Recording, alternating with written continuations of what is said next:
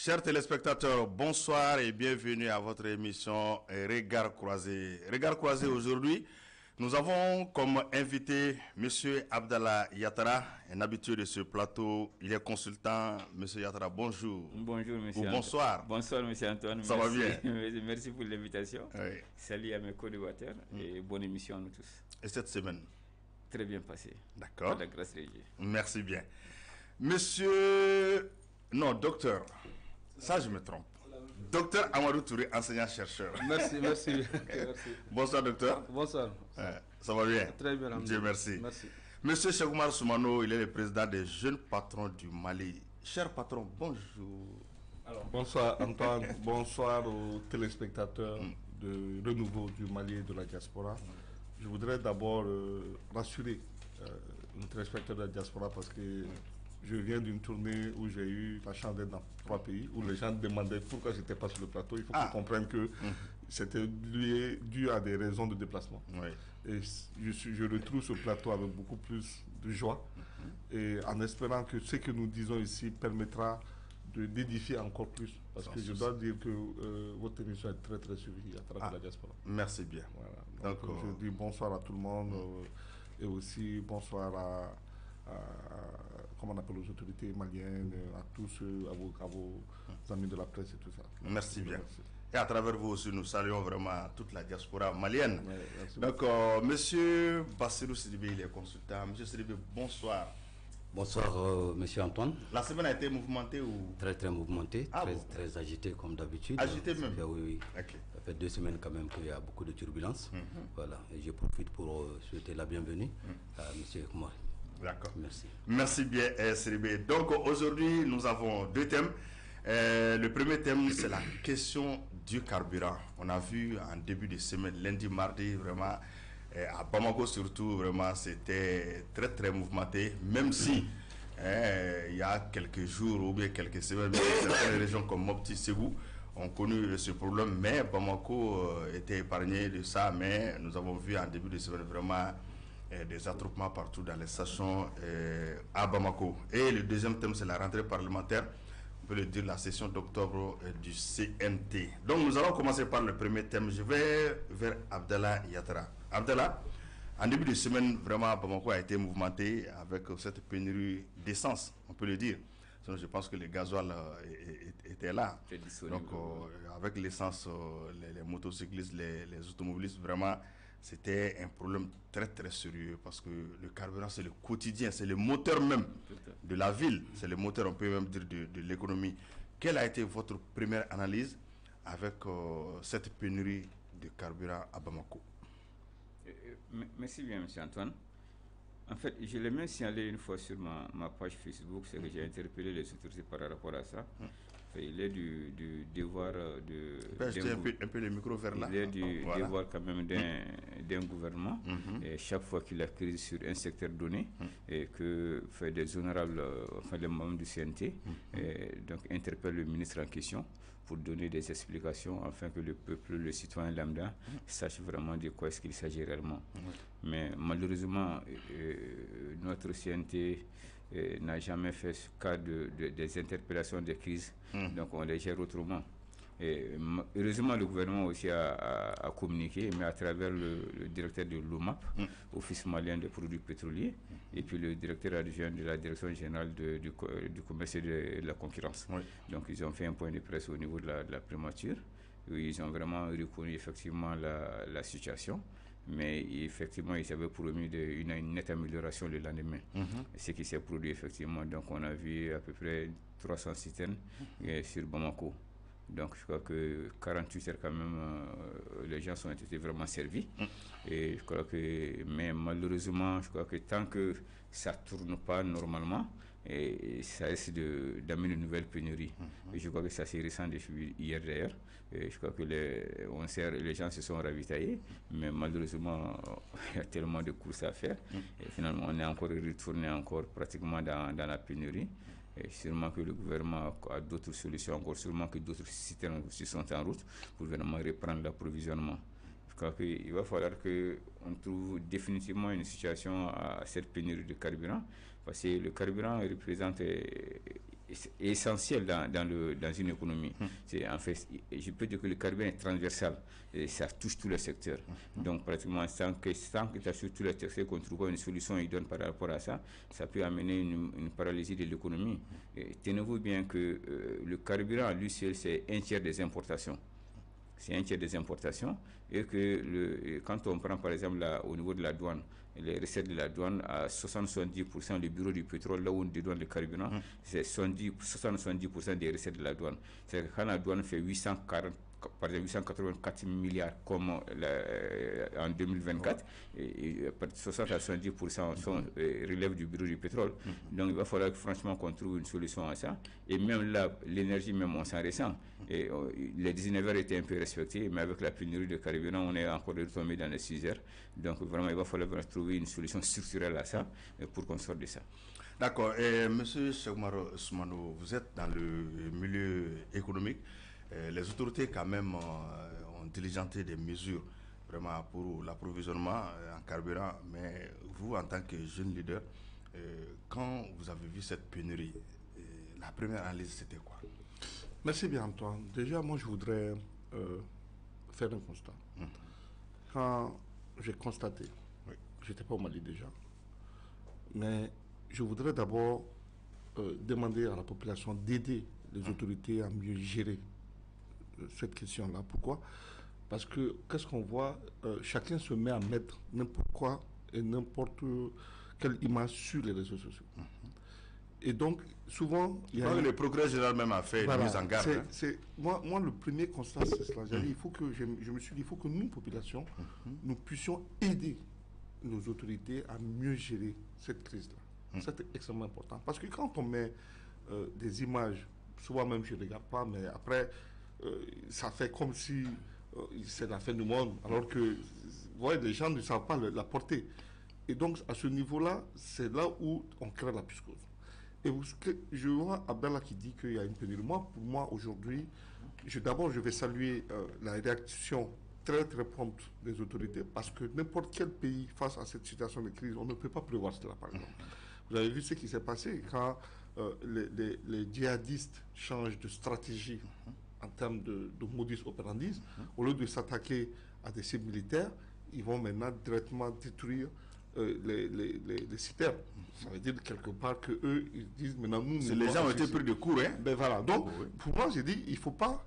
c'est là où je ne suis pas d'accord qu'ils disent que j'ai interpellé. Parce que nous devons tous travailler à ce que cela ne puisse pas arriver. Mais en disant que le gouvernement n'aurait pas prévu, moi je ne suis pas d'accord avec ça. Parce que moi j'estime que n'importe qui à leur place, avec cette situation-là, la crise qu'on connaît serait là. Maintenant, autre analyse que moi je fais. Vous savez, la psychose a été créée dans la tête des uns et des autres. Donc tout le monde aujourd'hui veut se mettre à l'abri. M. Gabel a dit, le constat est réel. Oui, non, je termine. Moi ce que je vais dire, il parle de pénurie. Moi, je dirais plutôt de rareté de carburant. Pourquoi? Parce que je crois que les dispositions ont été prises et les autorités ont communiqué pour rassurer en disant qu'il y a les stocks disponibles et nous allons faire de telle sorte qu'il n'y ait pas de rupture au niveau de l'approvisionnement. Maintenant, l'attitude de nous, population, c'est quoi? Imaginez si moi, M. Soumano, j'avais pour habitude de prendre 1000 francs ou 2000 francs de carburant par jour, je vais faire quoi? Je vais faire l'effort de faire le plein. Et même constituer un stock à mon niveau. Donc ça veut dire que la demande va crescendo. Et alors, c'est ça qui explique, parce que vous voyez maintenant des gens qui se baladent avec des bidons pour remplir, pour stocker en disant on ne sait jamais. Donc c'est cette psychose que la population a et qui fait qu'aujourd'hui... Cette image est vue à travers le... Et c'est là où je dis, et maintenant, aussi. Il y a d'autres images qu'on voit où, je ne sais pas, certains responsables qui partagent des images qui ne dû pas être partagées. De mon point de vue, il faut qu'on maîtrise déjà la communication. Ça, c'est extrêmement important. Et là, c'est rien. Moi, je salue le communiqué du procureur, mais je voudrais aussi que la population accepte de ne plus partager ce qui n'est pas important. C'est extrêmement important. D'éviter de partager des attroupements. Et on voit, la plupart, c'est souvent ceux qui ne veulent pas que ça aille, qui font ça et qui essaient d'activer. Pour moi, ce n'est vraiment pas, de mon point de vue, ce n'est pas du tout responsable de leur part. Maintenant, ce qu'il faut faire, moi, je pense qu'aujourd'hui, c'est vrai qu'il y a eu des mesures. Au départ, on va demander aux gens de ne pas accepter de vendre du carburant à ceux-là qui sont porteurs de bidons. Mais sauf que, aujourd'hui, si ma voiture est en panne sèche, je ne peux et acheter du carburant quand même évident. Donc il faut qu'on intègre cet aspect-là. Ensuite, il y a d'autres activités comme le maraîchage où on a besoin de carburant pour faire de l'irrigation, etc. Donc là également, il faut intégrer.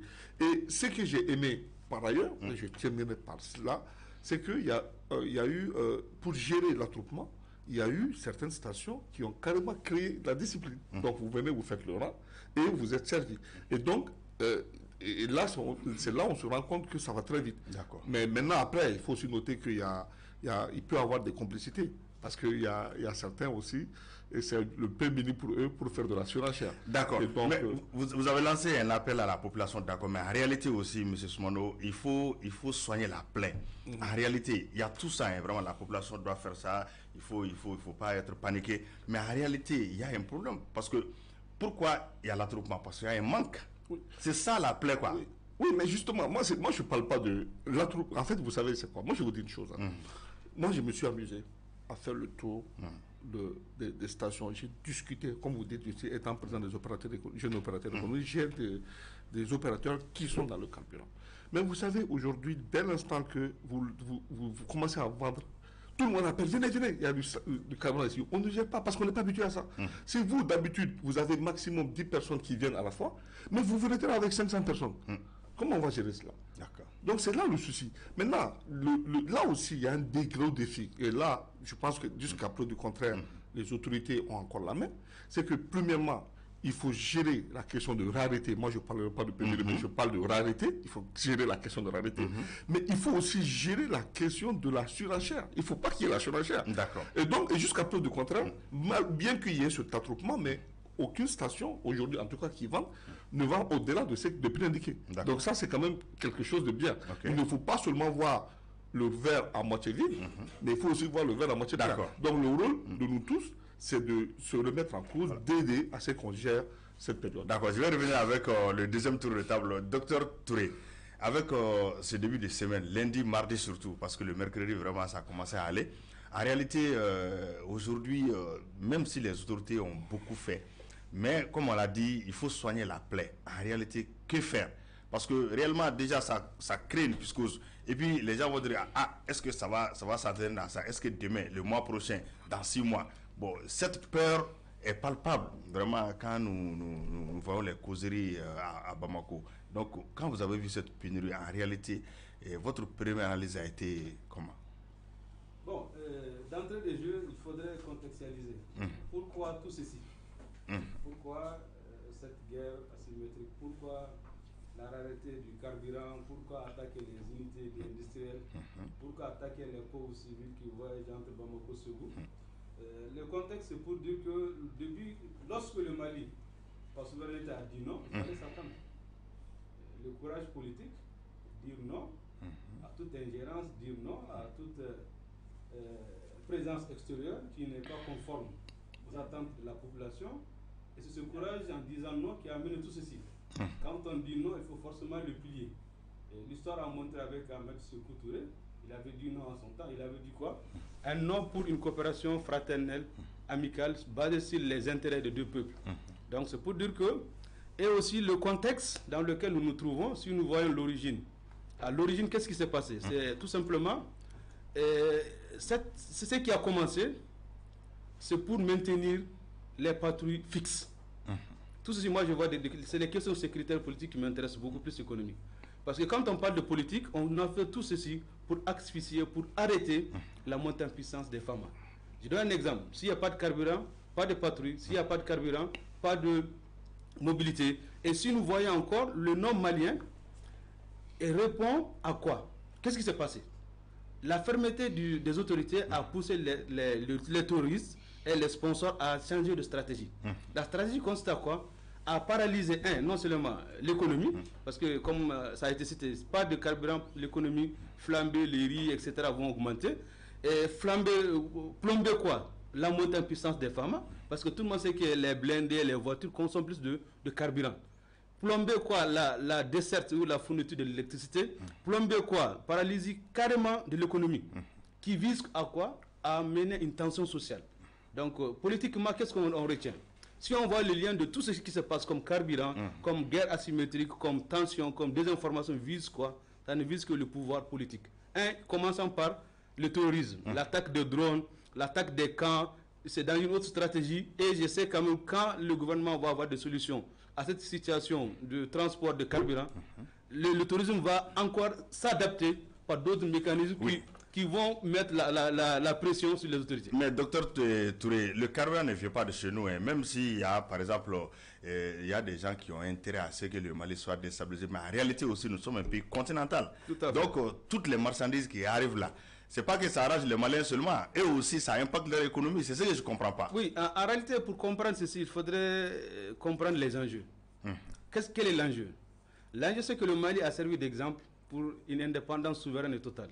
Le Mali a été l'un des membres fondateurs de l'AES. Le Mali a donné l'exemple pour une indépendance claire, une indépendance différente de l'indépendance des pères fondateurs, où il y avait certains accords coloniaux qui nous mettaient dans les jurons des puissances occidentales. Le Mali a dit non, il faut arrêter tout et repartir des bases saines. Donc il fallait trouver des situations pareilles pour créer une tension sociale. Parce que qu'est-ce qu'on entend? Le carburant, pénurie, les situations vont changer d'un jour, d'un mois à l'autre. Les unités ont été attaquées, ça a été géré. Et quel est le pays qui s'est développé d'un jour au lendemain? Si nous prenons le cas du Rwanda, qu'est-ce que Paul Kagame avait dit en 1994? La souveraineté précède la prospérité. Il faut être souverain d'abord pour pouvoir se développer. Donc le Mali va être souverain pour se développer. Donc le cas du carburant aujourd'hui, demain, une autre situation peut sortir pour mettre la tension sur les autorités, en les obligeant à être à être dans la même dynamique que ceux qui financent le tourisme. Donc aujourd'hui, qu'est-ce qui se passe? Le carburant qui quitte le Sénégal, qui quitte la Côte d'Ivoire, certes, nous perdons, les importateurs, exportateurs, tout le monde perd. Mais en réalité, cette guerre, il faudrait voir l'enjeu politique, géostratégique et l'enjeu... Mais il y a d'autres pays aussi qui perdent là, parce que c'est l'économie. Non, tout le monde perd. Et comme je l'ai dit, souvent, qu'est-ce qui me dérange beaucoup? Les gens pensent que quand le bonheur vient, c'est pour tout. Quand le bonheur vient, c'est pour tout le monde. Et le malheur, donc on est obligé de s'unir pour affronter cette situation. Sans une résidence totale, collective, autour des autorités, parce que la voie empruntée n'est pas une voie facile. Et je sais quand même le tourisme international ne manque jamais d'alibi et de stratégie pour mettre la pression. D'accord, monsieur Bassirou et Sidibé, le carburant c'est le quotidien. Et nous avons vu les autorités vraiment ont pris les taureaux par les cornes. Mais en réalité, il y a cette peur qui est là quand nous parlons avec les gens. Et avec ce problème en début de semaine, donc à votre regard, ça vous a donné quelle idée? Déjà, je ne dirais pas en début de semaine. Je pense que ça fait 2 semaines maintenant. Quasiment. Non, je parle de Bamako. Sinon, j'avais dit qu'il y avait... Même Bamako, ça fait 2 semaines, mais peut-être ça s'est accentué à la dernière semaine.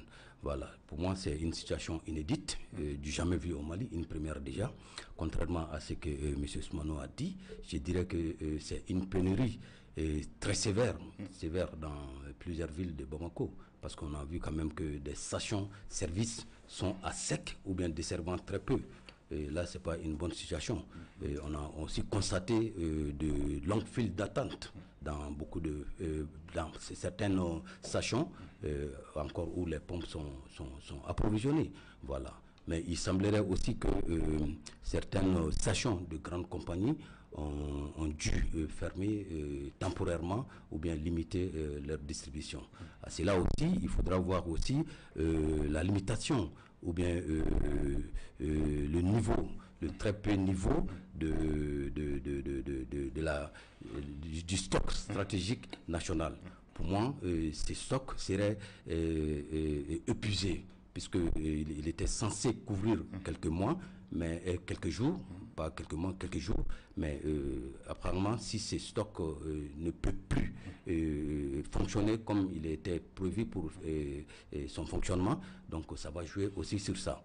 Voilà. Mais moi, je pense qu'il faut aussi saluer vraiment la promptitude vraiment des autorités, parce qu'en moins de 24 heures, 48 heures, vraiment, la station a été stabilisée. Contrairement, moi, je ne saluerais pas ça parce que je dirais qu'ils n'ont pas été dans une projection. Mais c'est une réalité. Hein? Non, c'est une réalité, bien sûr, mais c'est une situation on pouvait anticiper. Vous avez vu. Voilà. Donc, au lieu de trouver la solution, si on avait anticipé... Donc, mieux vous prévenir que guérir. Justement. D'accord. Voilà. Donc, le gouvernement, les autorités plutôt, devraient voir cette situation venir et alerter les populations. Donc, et maintenant, même l'arrêt devrait aller dans le sens de se préparer. Là, ça va empêcher ou bien éviter même qu'il y ait beaucoup de piscos déjà. Voilà. Mais quand la situation arrive de façon spontanée, avec une ténère accentuée comme ça, donc ça crée forcément la piscose. Les membres du comité de crise, le comité intergouvernemental, le comité s'est réuni et après il y a eu aussi une conférence de presse, comme l'a dit Abdallah, avec le patron de l'OMAP, c'est l'OMAP, hein, je crois bien, voilà. Oui. L'OMAP, ok, d'accord. L'ONAP. Voilà. Ensuite, OMAP maintenant. OMAP, c'est la chargé direction générale du commerce et de la concurrence. Voilà, le directeur adjoint, ils ont fait une conférence de presse. Donc, en réalité, pour rassurer la population, selon vous, est-ce qu'aujourd'hui, le Malien lambda peut se dire, bon voilà, ça y est, les mesures idoines sont là? Il y a une lueur d'espoir, ça c'est très clair, parce qu'il y a quelques convois sous l'escorte de nos autorités qui arrivent, qui peut rassurer quand même les Maliens, mais pour moi, c'est juste pour quelques jours. Voilà, parce que je ne vois pas... Monsieur Sidibé, vous êtes pessimiste? Pas du tout pessimiste, okay. Mais je suis dans l'évidence. Je suis dans l'évidence. Et moi, je ne veux pas de surprise. Je voudrais qu'on mette les populations à l'abri. Il ne faudrait pas que cette population soit surprise, parce que leur espoir, c'est quoi? C'est nos autorités. Oui. Donc les autorités doivent prendre des mesures idoines pour empêcher que cette situation perdure. Voilà. D'accord. Monsieur Abdallah, les mesures prises par les autorités, selon vous, c'est rassurant? Plus ou moins. Plus ou moins. Plus ou moins, parce que je crois que tant que l'insécurité demeurera sur les axes, forcément l'approvisionnement en pays du carburant va être difficile. Et c'est pour cela le Premier ministre, dans son plan d'action gouvernemental, a dit qu'ils vont recruter 9000 agents pour sécuriser les axes routiers. Parce que moi, je l'ai dit, effectivement, l'armée a une mission régalienne, c'est sécuriser les territoires et assurer aussi la protection des biens, des services et des personnes. Mais dans le contexte actuel, l'armée ne peut pas à la fois sécuriser les territoires et aussi s'occuper de la sécurité des biens et des services. Parce que nous sommes dans un contexte particulier qui est la lutte asymétrique. Mais Abdallah, ça c'est une note de désespoir. Non, pas du tout. Pas du tout. Et je crois qu'il va falloir qu'on fasse beaucoup attention. Et que moi, je souhaitais que le Premier ministre mette rapidement en exécution le recrutement de ces 9000 agents, les former rapidement pour sécuriser les routes et confiner l'armée dans sa mission de sécurisation du territoire. C'est une priorité aujourd'hui. Effectivement, on peut réquisitionner l'armée pour des missions comme ça. Ça a été fait par le passé. En 1991, Moussa Traoré a été obligé de réquisitionner l'armée pour le maintien d'ordre. Le maintien d'ordre n'était pas une mission de l'armée. Mais seulement parce que les policiers et les gendarmes étaient pratiquement au nord pour la lutte contre les rébellions. Et parce qu'il y avait très peu de policiers et de gendarmes ici. Moussa Traoré a été obligé de réquisitionner l'armée pour le maintien d'ordre. On sait comment ça s'est terminé. Vous comprenez? Donc il va falloir qu'on confine uniquement l'armée dans sa mission régalienne aujourd'hui, compte tenu du contexte de la défense du territoire national. Mais n'est pas l'utiliser pour la sécurisation de ces escortes-là aujourd'hui. Parce qu'on risque pratiquement à terme de vider les camps et les bataillons et les mettre et leur donner une autre mission. Et ça, c'est pas du tout bon pour aussi la situation actuelle que nous traversons. Et c'est pour ça que je préfère qu'on confine l'arme uniquement dans sa mission de défense du territoire national et qu'on mette en exécution le recrutement des 9000 agents promis par le Premier ministre pour vraiment la sécurisation des routes. Comprenez? Aujourd'hui, on est ravitaillé uniquement aujourd'hui par l'axe par le corridor Bamako-Abidjan, qui représente 38,49% des importations d'hydrocarbures. Mais le corridor Bamako-Dakar, c'est 51,46% des importations d'hydrocarbures. Et les autres 10%, c'est réparti entre le Niger, la Mauritanie et l'Algérie pour un peu ravitailler le septentrion. Vous comprenez? Donc tant qu'on n'aura pas aussi sécurisé complètement l'axe, le corridor Bamako-Dakar, le corridor Bamako-Abidjan ne peut pas suffire pour l'approvisionnement de carburant au Mali. On sera perpétuellement dans un cycle de rupture, de pénurie de carburant. D'accord. Monsieur Soumano, aujourd'hui, le Mali, vous allez voir aujourd'hui Bamako, la distance entre Bamako et chaque port à peu près 1000 km. Ce n'est pas du tout facile. Vous êtes dans le monde des opérateurs économiques. Aujourd'hui, il y a des milliards en jeu. Parce que le carburant, c'est des milliards. Donc le gouvernement quand même a pris beaucoup d'actions. Mais en réalité, aujourd'hui, quelle est la relation entre le monde des opérateurs économiques et le gouvernement? Et puis, qu'est-ce qu'il faut faire pour les rassurer? Parce que 1000 km de chaque port à peu près, je veux dire, mais ce n'est pas du tout facile. Merci bien entendu. Je pense que c'est une très bonne symbiose. Les opérateurs économiques maliens et les autorités sont très en phase. Il y a toujours des cadres de concertation.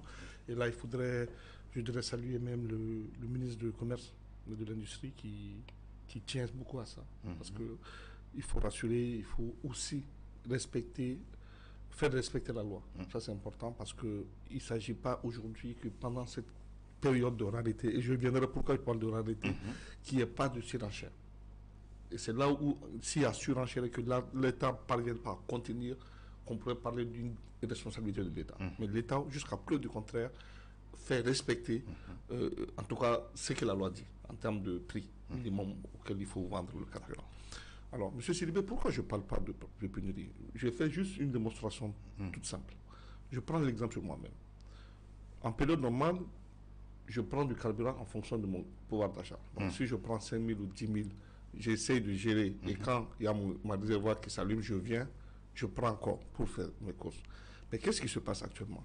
Aujourd'hui, je vais aller au-delà de ma capacité initiale. Donc, si j'avais pour habitude de prendre 5 000 ou 10 000 francs de carburant, je tenterai au moins de faire le plein. Donc, ça veut dire que j'ai une augmentation de ma capacité normale de consommation. Mais derrière, pourquoi je ne parle pas de pénurie? Parce que la pénurie nécessite qu'il y a... Peut-être que les gens le font par peur aussi. Oui, mais est-ce que je vais vendre l'essence demain? Le problème, je vais expliquer pourquoi. Les gens ne voient pas ça. Ça, c'est une réalité. C'est pour ça que j'ai dit, quand j'ai fait le tour des stations, moi, je suis arrivé à un constat. Et aujourd'hui, je vais peut-être partager avec vous. C'est que moi, M. Soumano, qui prenait 10 000 francs de carburant, qui fait peut-être 20 litres, nous sommes tous portés maintenant à aller à faire au moins le plein pour qu'on se mette à l'abri. Donc, il y a une augmentation de la demande. Ensuite, je vais être porté à constituer le stock. Encore? Mais bien sûr. Il y a des gens qui vont dire, on ne sait jamais ce qui va arriver. Et donc, qui est là pour pouvoir gérer le stock qu'on ne sait même pas ça va faire combien? Parce que moi, M. Soumano, je vais dire, alors je mettrai autant de carburant à la maison en réserve le jour où je vais essayer de gérer. Voilà l'état d'esprit. Et c'est pour cela, pour moi, l'État, pour le moment, n'a pas pris en compte la satisfaction de la construction de stock par la population. Mais les gens le font aussi par bon sens. C'est normal. Je n'ai pas dit que ce n'est pas bien. Mais je dis si aujourd'hui l'offre, c'est-à-dire le carburant disponible sur le marché n'est pas apte à prendre en charge la capacité de construction de stock des populations, on ne parlera pas de pénurie. C'est pour ça que j'ai dit que moi j'éviterais de parler de mot pénurie, je parle de rareté. C'est important. Ensuite, autre chose que je vais dire, on parle il faut voir la capacité de réaction. Au moins, l'État a communiqué. Il y a eu des responsables qui sont partis, qui ont expliqué tout ce qui a été dit. Et l'État aussi doit chercher à gérer des problèmes sans tout le temps ne pas communiquer. Parce qu'en voulant dire tout, ça n'a pas de sens en fait. Pour moi, il faut venir ce qui intéresse les populations. Mais souvent aussi, les autorités sont accusées qui non, mais le jour où il y a eu quand on a communiqué, mais le lendemain, la situation s'est régularisée. Vous êtes d'accord avec moi? Donc ça, il faut quand même mettre ça à l'actif du gouvernement. Ce n'est pas que je défends le gouvernement, mais je veux quand même que les gens continuent toujours à voir le verre à moitié plein. C'est là où on va être beaucoup plus aptes, nous-mêmes, population, de nous mettre au service des autorités pour gérer la crise. Parce qu'on ne peut pas gérer la crise sans la population, ça c'est important. Mais pour que la population aide les autorités à gérer, il faut que cette même population soit rassurée. Mais si nous tous, on part avec l'esprit pénurie, il n'y a pas de solution, l'État a failli, ça ce n'est pas bon. Donc je voudrais que les uns et les autres évitent cet état d'esprit-là, se mettre dans un état d'esprit en disant on a tous notre solution. Et maintenant même, peut-être éviter à dire forcément il faut que je constitue un stock. Parce que pour le moment, en tout cas, ce que je vois, je pense que personne ne peut... Oui, même sur le plan sécurité, c'est un peu dangereux. Mais voilà, parce qu'il y a ça à la maison. Mais il y a des... Moi, j'ai vu des fûts de plus de 1000 litres être remplis. J'ai vu ça. Mais pour quelle fin? Je ne sais pas trop. Mais ça a été fait, moi j'ai vu ça. Donc, mais je me dis, tout ça, ça veut dire que les gens veulent maintenant constituer du stock. Et même peut-être d'autres en feront un peu béni pour mettre en place un circuit parallèle. Et c'est là où il y aura certainement peut-être surenchère. Et ça, c'est très dangereux. Je pense que les autorités ont pris des dispositions pour que cela ne soit. Et jusqu'à peu de contraire, je pense qu'on n'est pas arrivé à cela. Et là, il faut leur tirer le chapeau. D'accord. Docteur Touré, nous avons vu aussi, il faut beaucoup saluer aussi la résilience des Maliens. Nous avons vu vraiment, il y avait des attroupements, mais un jour, 2 jours, nous avons vu que vraiment la population, on sentait que la population avait compris. Et bon, là, mais il y a toujours des mises en garde, comme le procureur général, je vais y venir. Donc le procureur général près de la cour d'appel de Bamako a fait un papier communiqué pour mettre en garde des gens qui font de la spéculation sur les prix ou en tout cas qui disent beaucoup de choses sur les réseaux sociaux. Donc aujourd'hui, qu'est-ce que vous avez à dire aujourd'hui à la population par rapport à ce problème des réseaux sociaux? Oui, une question légitime parce que ça nous concerne tous. Ce qui pourrait mettre en danger la vie des milliers, notamment les escortes, les chauffeurs. Il faudrait s'allier les opérateurs économiques parce qu'en perdant les approvisionnements, c'est des problèmes. Donc avant de donner une analyse succincte sur cette question, il est important de rappeler que les autorités, ça les incombe. Conformément à la Constitution, conformément aux textes qui régissent le Mali, la défense de la patrie, la sauvegarde des biens relève de l'État. Et dans ce cadre que vous avez su constater qu'il y a eu 300 citernes escortées par l'armée, avec un grand professionnalisme, l'escorte où ils risquent leur vie. Le mode coup de feu pourrait être fatal. Et pour eux, il faut saluer aussi le courage des chauffeurs. Donc tout ceci, quand un Malien lambda très heureux, enthousiaste parce qu'il voit les citernes viennent, il sait qu'il va avoir l'électricité, les denrées ne vont pas être augmentées, il va faire ses activités, il est content, il peut prendre une photo, c'est là le danger. Donc, on ne doit pas prendre des photos, on peut plutôt les applaudir, les encourager, mais dès qu'on prend une photo, qu'on poste et qu'on dit ils sont à Caille, ils sont à Koutiala, ça donne le temps à ce qu'on pourrait appeler les forces du mal à organiser des embuscades. Et l'embuscade, tout le monde sait quand même à 4-5, dès qu'il y a un tir, le risque est là. Oui. Le risque est là pour l'armée, le risque est là pour les chauffeurs, pour les mains. Donc vraiment, ce que j'ai à dire à la population, c'est de savoir raison garder. Tapez, applaudissez, manifestez vos joies, mais il ne faut jamais poster. D'accord. Oui. Vous avez dit 300 citernes, par exemple, escortées par l'armée. Oui, c'est une bonne chose. Mais en réalité, c'est le quotidien. Il y a les 365 jours de l'année. Est-ce qu'en réalité, cette situation peut perdurer? Non, ça ne peut pas, parce que comme je l'avais dit dans d'autres, avec certains camarades, collègues, 300 citernes, c'est pour une situation ponctuelle. Il faut que ce soit continuel. Par exemple, et là, 300 sont venus, il faut que 300 autres viennent. Il faut que... Qu'est-ce qu'il faut maintenant? Il faut des solutions idoines, les pistes de solutions. Il faudrait, au lieu de se concentrer sur les squads, il faut stocker au niveau des postes frontaliers. Par exemple, Mali, Dakar, Mali, Sénégal, stocker le maximum de carburant, faire des dessertes à l'intérieur. Donc on a manqué cette stratégie. Il faudrait plutôt parler de stockage de carburant avant le transport. Et maintenant aussi... Donc il faut d'autres mesures. Il faut d'autres mesures. Et aussi varier les pistes d'approvisionnement. Parce que tout ce qui se passe, c'est les sites classiques, connus par tout le monde. Il faudrait qu'on est obligé maintenant d'avoir d'autres pistes des ravitaillements qui ne sont pas les pistes classiques, pas les chemins classiques. Donc ce qui va nécessiter beaucoup d'efforts. Maintenant, selon vous, par quel pays? Bon, les pays amis, comme je dis, les pays n'ont pas d'amis, les pays ont des intérêts. Ceux qui sont prêts à nous vendre, à nous aider, conformément à nos besoins, le Mali peut les contacter. Quel que soit le pays. On est entouré par des pays qui ont la capacité de nous donner. Par exemple, si vous prenez le Nord, par exemple, il y a l'Algérie, il y a la Mauritanie. Si malgré les tensions, il faut payer. Je donne un exemple, malgré la tension entre la France et la Russie, le commerce continue. La Russie vend beaucoup de choses à la France, donc vice versa. Malgré la tension entre l'Ukraine et la Russie, il y a les situations... Il faut jouer sur le cordon de la diplomatie. De la diplomatie. Il ne faut pas dire qu'il faut... Non, il faut vraiment qu'on trouve d'autres alternatives pour que nous puissions aller de l'avant. Parce que si vous voyez qu'il y aurait des attroupements assis par-ci, par-là, parce que les 300... aurait été déjà consommé. Donc il faut vraiment des mécanismes continus. D'accord. Et M. Sirbé, selon vous, les mesures prises par les autorités, selon vous, le problème est derrière nous? C'est fini? C'est pas fini, parce qu'on connaît les causes. Une fois que les causes sont connues, si les mesures sont prises et que ces mesures ne résolvent pas, les problèmes posés par les causes, donc pour moi c'est loin d'être fini. Les causes selon vous? Les causes pour moi c'est d'abord le blocus imposé par les djihadistes qui voudra chercher à tout prix. Est-ce que le blocus là n'est pas un terme excessif? Blocus, je ne comprends pas. Mais blocus, puisqu'ils empêchent. Une fois qu'ils empêchent, on peut dire blocus. Voilà. Donc, on devrait rentrer. Mais est-ce qu'ils ne font pas des tentatives? En réalité, est-ce qu'il y a un blocus? Parce que le mot blocus, c'est... ça fait effet. Une fois que ça fait effet, c'est évident. Parce que souvent aussi, il faut pas oublier. Par exemple, je prends l'exemple des Antilles là. Oui. 2 motocyclistes peuvent venir avec des Kalachnikov, ils font des tirs, 2 tirs, 3 tirs, où ils avancent. Donc, il y a les nouvelles qui vont, des C'est l'effet qu'il faut voir. Voilà. C'est l'effet qu'il faut voir. voir. Mais est-ce qu'en réalité, ça, c'est un blocus? Non, c'est l'effet qu'il faut voir. Qu'est-ce que ça cause? Qu'est-ce que ça cause? C'est ça, justement. Qu'est-ce que ça peut empêcher? C'est ça le plus important. Voilà. Donc pour moi, il faut à tout prix essayer de négocier ces points et qu'on sort vainqueur. Négociation. Négociation. Une fois, on en a parlé sur ce plateau. J'ai parlé, M. Adera aussi a dit que... Donc cela, il faut parler avec les terroristes. Bon, je dirais les groupes armés. Voilà, pas forcément des terroristes, mais les groupes armés qui nous empêchent quand même de nous approvisionner. Ça, c'est un. Mais moi, je pense qu'il faut nommer les choses. Oui. C'est mieux.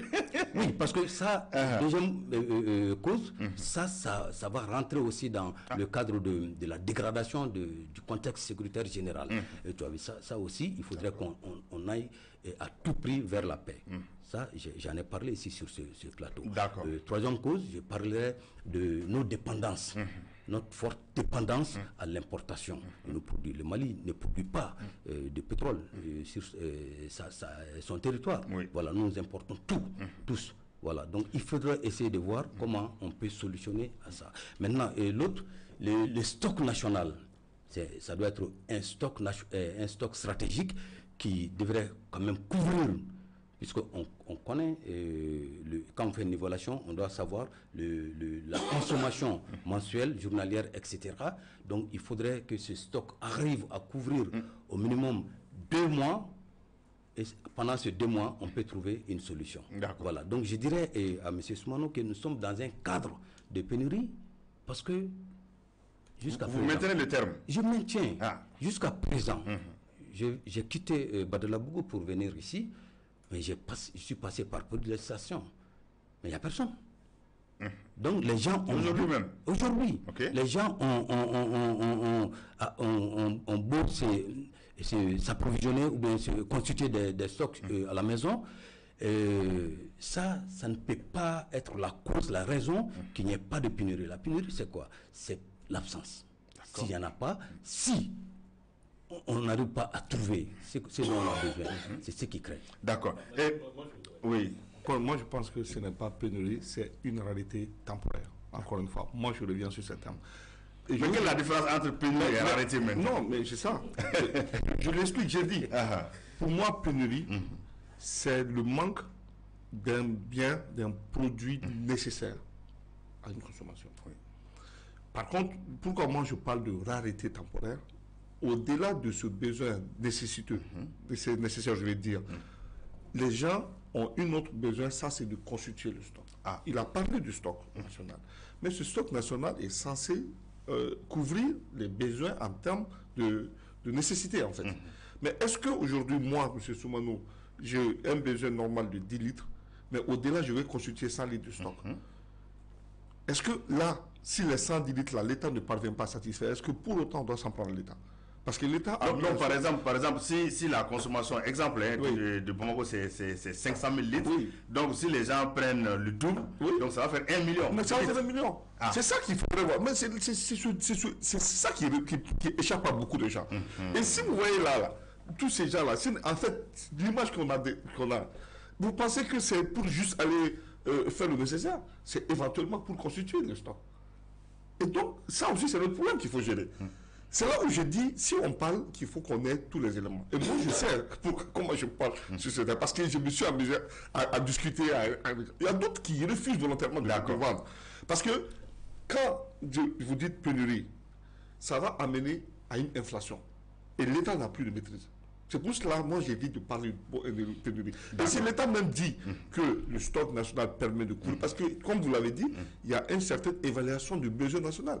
Mais si à ce besoin national, du coup, on greffe le stockage à faire, qui n'était pas prévu. Donc, avant de donner la parole à Abdallah, si vous pouvez répondre un peu sur l'aspect de la négociation, parce que beaucoup de fois, Abdallah et Sidibé disent aussi qu'il faut tout faire vraiment pour aller voir ces acteurs de groupes terroristes ou groupes armés, je ne sais pas. Vous savez, la négociation, ça dépend. Moi, encore une fois, ce que je conseille, je sais que chaque crise, chaque conflit, à un moment donné, c'est terminé à travers la table de négociation. Ça, je suis clair. Je sais cela. Mais sauf que le contexte est tel, on n'a pas tous les éléments. Il est facile tout de suite de dire allons-y négocier, mais est-ce qu'on a tous les éléments? La négociation en soi est une... Mais avec qui les acteurs sont... Non, c'est ce que j'ai dit. Il est facile de dire négocions, oui. Mais si on n'a pas tous les éléments, est-ce que moi, qui suis-je pour dire au président Assimi, au premier ministre général Abdoulaye, allez-y négocier? Sur quelle base je vais dire? Je n'ai pas d'éléments. Est-ce qu'aujourd'hui, sa négociation, est-ce que c'est ça la solution? Parce que si, lui-même il a dit, si l'intention de ces entre guillemets, forces obscurantistes, c'est d'assister l'économie vaille que vaille, mais à quoi va ça servir la négociation? Si aujourd'hui la négociation doit aboutir, par exemple, à des échanges d'otages, moi je suis d'accord. En ce moment, c'est clair, l'objectif est clair. Mais si nous, on veut qu'il n'y ait plus de problème en termes de velléité à assister l'économie, mais c'est ce qu'eux, ils veulent parce qu'ils disent que c'est avec ça qu'on va gagner la guerre. Moi, je ne sais pas. On va le soin. Je vais finir par là. Moi, j'estime qu'il est facile de dire, mais faisons encore une fois confiance à nos autorités qui ont le timing et qui savent à quel moment il faut nous dire. Très rapidement. Oui, on ne va pas faire un jeu de ping-pong. C'est un débat, il n'y a pas de problème. Pénurie et puis rareté. En réalité, il faudrait se mettre en tête que les Maliens ont peu de pouvoir d'achat. Donc, ce n'est pas facile de constituer un stock conséquent chez eux. Et même, c'est un risque. Parce que quand on prend nos maisons ou bien nos maisonnettes, c'est pas facile. Voilà, c'est pas du tout facile. Donc, on ne va pas aller à constituer un stock qui ferait que cela puisse occasionner quand même cette façon de parler de Soumano, rareté. Mais le constat, il est là, il est évident, il est clair. Les Maliens voient ça. D'accord. Certains sortent avec leurs bidons ou bien leurs motos, on les voit retourner, bredouille, ils n'ont rien eu. Donc, cela explique quoi? Donc, selon vous, il y a un manque. Il y a un manque. D'accord, Abdallah. Justement. Voilà. Et pour saluer, j'ai apprécié une chose de nos autorités, ça c'est quand même le maintien du prix à la pompe. Le très important. Oui. Ça c'est salutaire. J'encourage. D'accord. Abdallah? Dans cette guerre sémantique de terminologie, rareté, pénurie et autres. Mais une chose est sûre, c'est que moi je l'ai toujours dit, rien ne sert de peindre tout en blanc. Vous savez, aujourd'hui, la situation est telle qu'il faut dire les choses telles qu'elles sont. Et c'est en cela qu'on servira nos autorités. C'est en cela qu'on servira nos autorités. Et je dis, quand il y a un problème, il faut le dire, il faut toucher du doigt le problème. Et dans le respect de nos autorités et dans le respect dû à leurs fonctions. Mais ça ne sert à rien de perdre tout en blanc. Venir, oui, les autorités, elles ont raison. Non, je dis, il faut toucher du problème. Il faut toucher le problème. Quand on me dit en début d'émission que on ne doit pas interpeller un ministre chargé un ministre de l'économie et des finances, parce que l'OMAP, effectivement, est rattaché au ministre Sanou, vous comprenez? Mais après, quand moi j'ai interpellé, mais après, 2 jours après, on m'a donné raison. Au lieu d'amener Sanou, on nous a amené le directeur de l'OMAP et le directeur adjoint chargé du commerce et de la concurrence. Il faut communiquer. Le citoyen lambda a besoin de communication. Ça ne sert à rien de se mourir dans le silence. Ça ne sert pas les autorités, ça ne sert pas non plus le plan. Un dernier point que je vais dire, c'est que aujourd'hui, il va falloir qu'on ne se limite pas seulement au corridor Bamako, Dakar, Bamako, Niger. Je crois que l'an passé, une forte délégation du Mali a séjourné à Niamey, en Niger, et a signé beaucoup de contrats avec la société nigérienne de pétrole, Sonidep. Le Niger est un pays producteur de pétrole. Mais ce n'est pas pourquoi, dans le cas de l'AES, on ne peut pas activer ce corridor-là pour vraiment diminuer notre dépendance par rapport à ces axes routiers-là, Bamako, Dakar, Bamako, Abidjan, où il y a beaucoup d'insécurité. Moi, je crois qu'il va falloir qu'on active vraiment ces contrats-là aujourd'hui, parce que la délégation était conduite par le ministre Alassane Diallo, le ministre du Commerce et de l'Industrie, et qui avait signé à l'époque beaucoup de contrats dans le cadre de l'approvisionnement du Mali en carburant. On peut le faire. Parce qu'il faut développer ce corridor-là, ajouter à ces 4 corridors traditionnels, le corridor Bamako-Niamey aussi. En 2 mots, vous maintenez votre idée de négociation? Force, vous savez, j'ai dit, je suis fier aujourd'hui parce que ça fait beaucoup de mille. Et moi, j'ai parlé des négociations que beaucoup même avaient peur, à l'époque, beaucoup avaient peur de prononcer le mot négociation ou dialogue. Je suis fier parce que tout simplement le président de la transition, dans son discours à la nation, il a dit par rapport à la charte pour la paix, il a dit que elle servira par le dialogue. Le charte de la nation servira par le dialogue à consolider l'indépendance nationale et aussi à assurer la paix et la sécurité.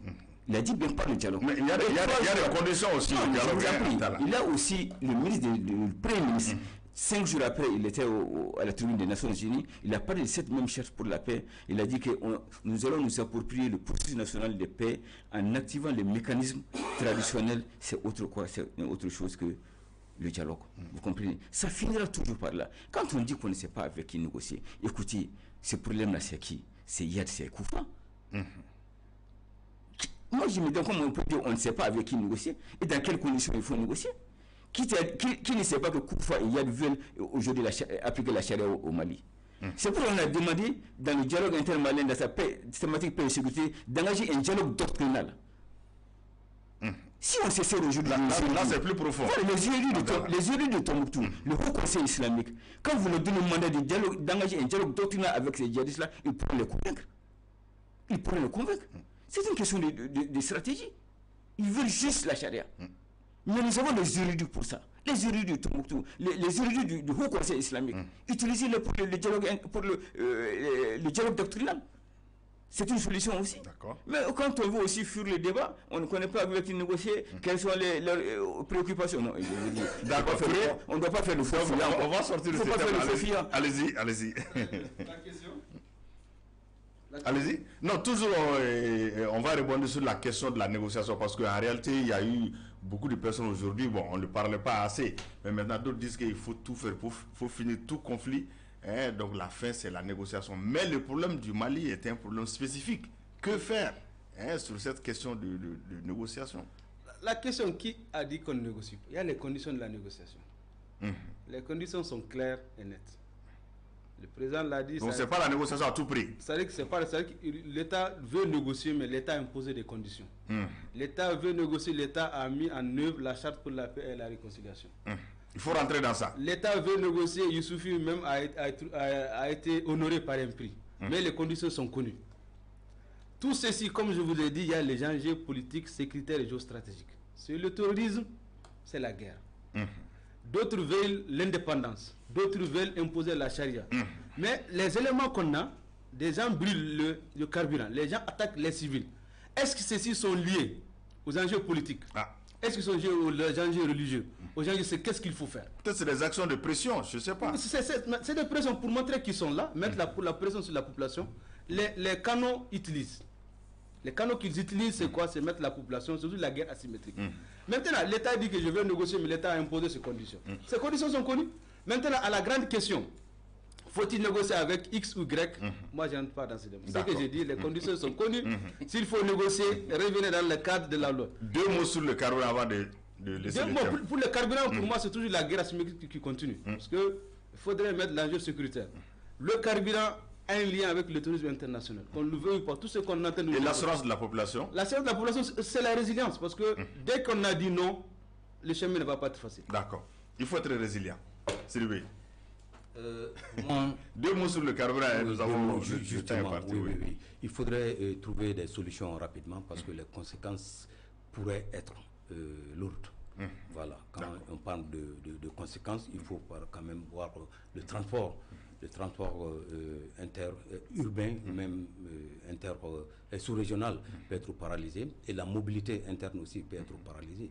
Donc il y a ça aussi, on peut parler de l'électricité et les services de base peuvent être réduits aussi.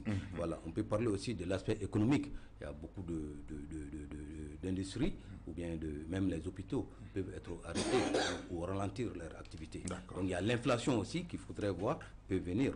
Donc il y a un risque aussi de tension sociale et même le risque Mais selon vous, les actions prises par les sociétés aujourd'hui, c'est rassurant?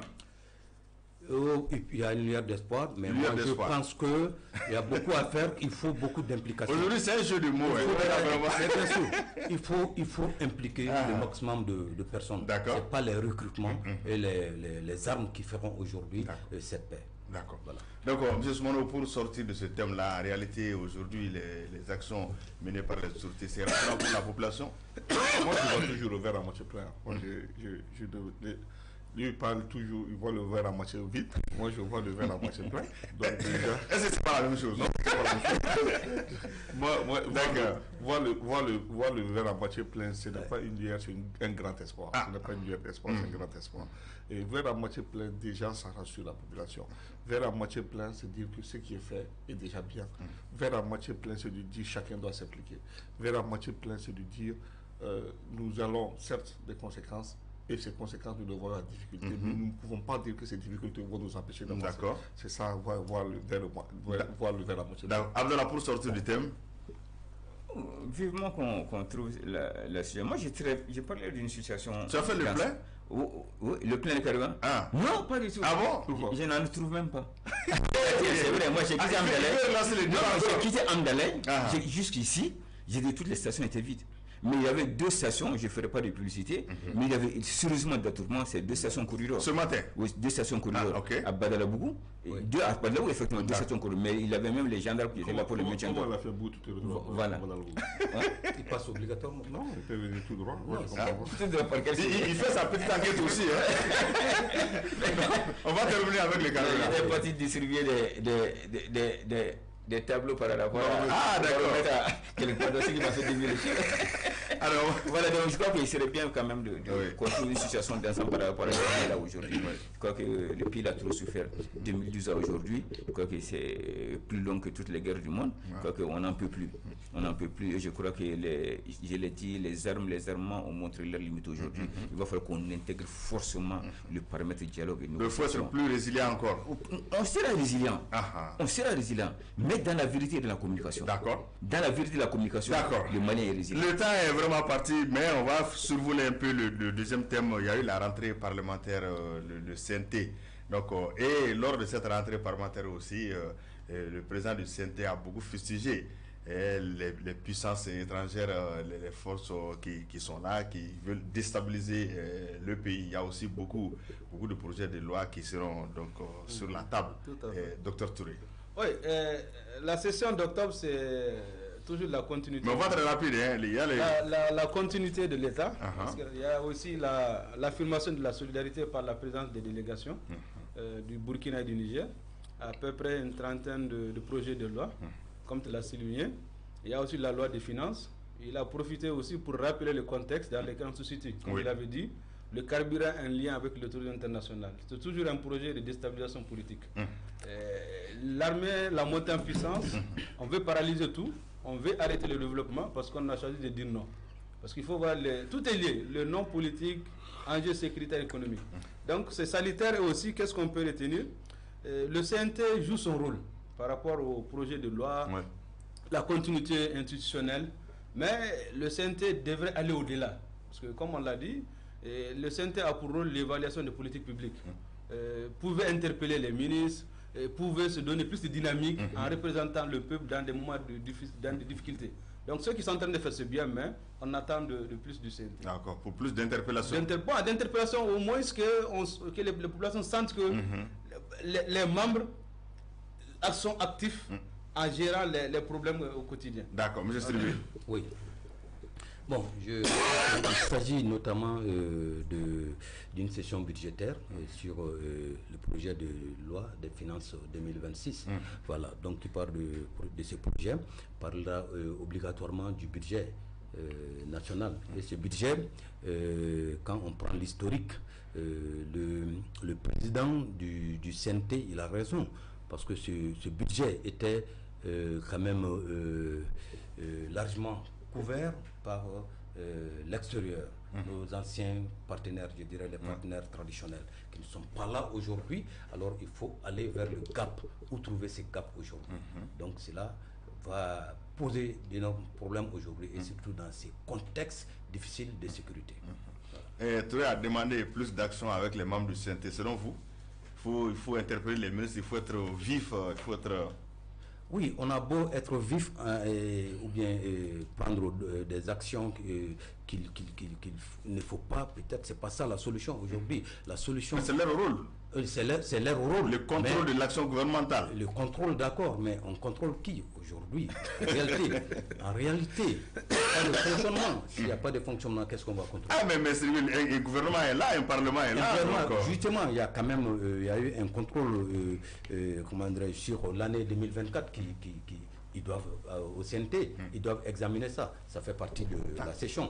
Cette session va durer quand même 75 jours. Et pendant ça, ils feront beaucoup de choses. Il y a l'examen du projet de loi de finances, etc. Donc il y a beaucoup de contrôles et autres lois de finances qui seront examinées au sein du CNT. Donc il y a pas mal de choses qu'ils auront à faire. Mais en réalité, j'interpelle, je voudrais qu'ils essayent de voir, parce que les ministères doivent fonctionner aujourd'hui, pour que l'économie puisse tourner un peu. Donc ce débat permet aussi pour le CNT de pouvoir contrôler. Voilà. Puisque s'il n'y a pas de fonctionnement, il n'y a pas de réalisation, l'économie ne va pas tourner, et qui on va contrôler. Mais moi je pense que le gouvernement fonctionne. D'accord. Monsieur Soumanou. Moi je n'ai pas eu la chance de tout ça parce que je n'étais pas encore une fois au Mali. Mais ce que j'ai apprécié après, j'ai vu quelques brides d'images, c'est qu'il y a eu quelques représentants de l'AES qui étaient là. Donc ça veut dire que l'AES prend encore. Et j'ai cru comprendre qu'il y aura le parlement de l'AES, qui est bien, parce que quand on s'est retiré de la CEDEAO, où il y avait des représentants, des membres du CNT qui siégeaient dans cette instance, il va falloir le trouver quand même une autre instance qui est celle véritablement de l'AES. Et ça, je salue cela. Ça veut dire que dans les prochains jours, on assistera à l'élection de cet organe-là. Et ensuite, le discours, on voit que le CNT est en phase avec la vision du gouvernement à travers le président de la transition. Ça veut dire que les deux organes sont en phase. Ça aussi, c'est une façon de contrôler. Le fait d'être en phase avec le gouvernement, c'est une manière de contrôler également. Donc j'estime que c'est bien. Ça veut dire qu'on a un moment dans cet été. Si le gouvernement dénonce des pratiques de certaines puissances étrangères et que le CNT aille dans le même sens, c'est bien. Ça veut dire que nous avons une politique commune en matière de diplomatie, etc. Et je souhaiterais aussi, je souhaiterais plein succès aux travaux de la session budgétaire, parce que ça va être très compliqué avec tout ce qu'on a. Donc j'estime que les prévisions... il y a beaucoup de dossiers sur la table. Les prévisions de recettes, il faudrait maintenant que, comme il a dit, que tout le monde puisse aider, en tout cas le ministre de l'économie et des finances, à mobiliser les recettes fiscales et les recettes budgétaires qui sont... D'accord, on va terminer avec Abdallah. Oui, bon, mes précédents ont pratiquement tout dit. Effectivement, c'est essentiellement une session budgétaire, la session du mois d'octobre. Et moi, je suis content parce que pour la première fois, le Mali a atteint des prévisions de recettes de 3 000 milliards sans le déficit. Sans le déficit, je dis bien sans le déficit. Forcément, autrefois, c'était avec le déficit qu'on atteignait 3 000 milliards, mais cette fois-ci, c'est présenté, c'est à 3 000 milliards, un peu plus de 3 000 milliards sans le déficit budgétaire. Comprenez? mais équilibré en recettes et en dépenses, on va dans les à peu près 3500 milliards. Donc, ça veut dire que c'est vraiment un effort que le pays est en train de faire. Et donc, bravo au ministre Sanou et à tous ceux qui ont participé à ça. Mais le budget reste toujours un acte de prévision. C'est pas qu'il y a de l'argent là-bas qu'on part chercher, c'est de l'argent qu'il faut partir chercher. Donc, surtout que ça va s'articuler autour surtout de la stratégie nationale pour l'émergence et le développement durable, qui est une prolongation du CRED, quoi. Voilà, exactement. Donc, je crois que dans cette stratégie nationale pour le développement, pour l'émergence et le développement durable, il y a 11 projets structurants 2023-2033. Si on parvient à mettre en œuvre ces projets structurants et à travers, par exemple, la Banque confédérale pour l'investissement, qui est une banque d'investissement, c'est sûr que ce sera un bon départ pour le Mali aussi. Merci bien. Je crois que les regards se sont bien croisés aujourd'hui. Merci, M. Soumano. Merci beaucoup. Jeune patron, merci, M. Abdallah, merci, Dr. Touré. Merci, estimé. Merci. Donc, je pense que le débat va continuer à la porte, avec la pénurie et la rareté. Il n'y a pas de problème. Donc, merci, chers téléspectateurs. C'était votre émission Regard croisé aujourd'hui, à la réalisation Désiré Dako, au son Foussène Nedao, et à la diffusion Draman Kone sous la supervision de la direction. Nous vous donnons rendez-vous pour un autre numéro de Regard croisé samedi prochain. Merci et à très bientôt.